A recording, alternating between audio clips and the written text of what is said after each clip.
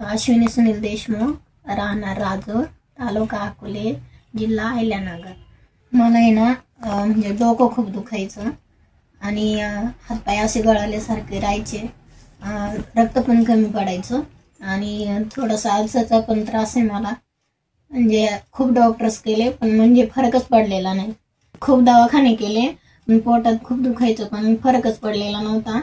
आणि मग आता संजीवनी ज्यूस 1 महिन्यापासून घेते, तर आता पोट पण दुखायचं कमी झाले, जेवण वगैरे व्यवस्थित जाते आणि डोकं बिकं पण असं शांत झाले. असे पोटात पण दुखायचं राहिलं. अल्सरचा त्रास पण कमी झाला आणि हातपाय वगैरे असे वांब वगैरे यायचे ते पण आता कमी झाले. पित्त वगैरे होतं ते पण कमी झालं. जेवण वगैरे आता व्यवस्थित जाते. म्हणजे आता तुम्हाला पहिल्यापेक्षा एकदम छान वाटतं आणि असं हलकं पण वाटतं.